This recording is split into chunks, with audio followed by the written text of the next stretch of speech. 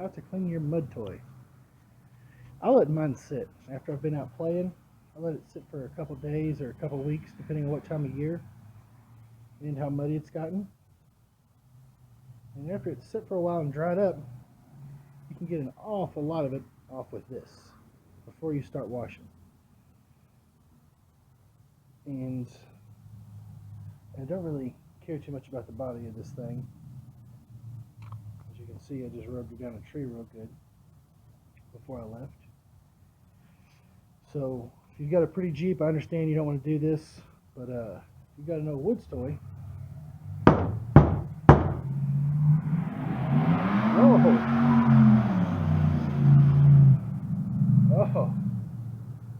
oh, third gen sounded healthy.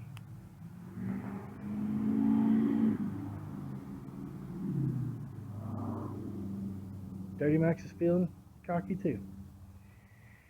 But anyways, yeah, go to work with a hammer all over this thing and you will get a whole lot of excess off. Alright guys, here's what I've got so far. Just one round of hammering. I'm about to sweep all this up and then do some picking from underneath.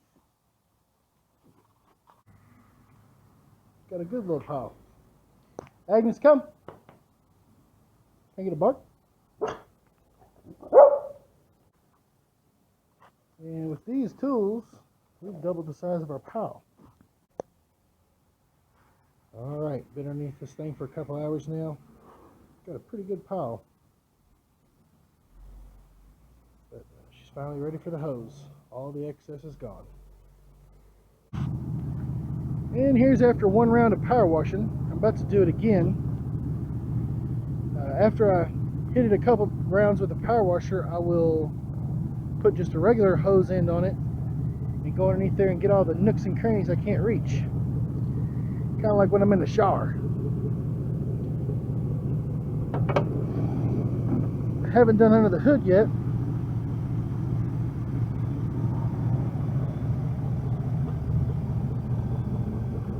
Oh yeah.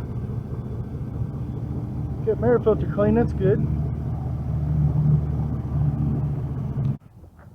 Alright, did 2 rounds of power washing. Got it looking pretty good. Now I'm going to lay down on this with the regular hose end and get all the nooks and crannies.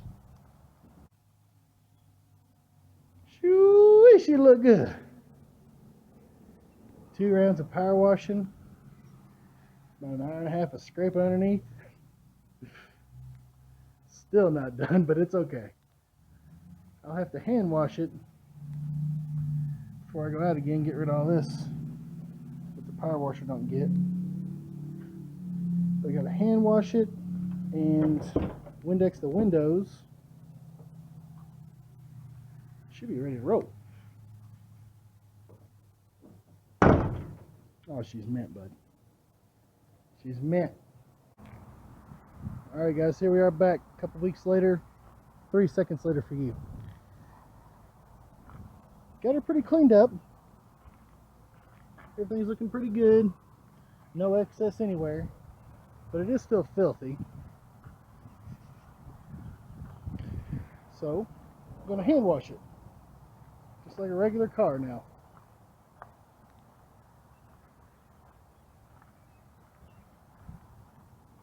I'm ready to get started. As you can see, there's no excess anywhere. Not a lick. She's clean underneath there. Oh yeah. I don't know if I showed the floorboard last time. I always hose it out, and then next time there'll just be a little bit of dust left. But I've drilled a bunch of holes throughout this thing to let that water drain. And got some back there, another one back there on both sides, so I can just fill this up with water and let it drain out. And I guess it's settled here and it's settled towards the front over here, but I'll get all that out. This is what I'm a little more concerned about. Not really sure how to get that out, but whatever. And here we are in a garage after a hand wash. She look good, boy. She look good. Now I'm going to Windex the windows. I already hand washed. Look at that floorboard. Shit. Seats is clean. Still core, but clean.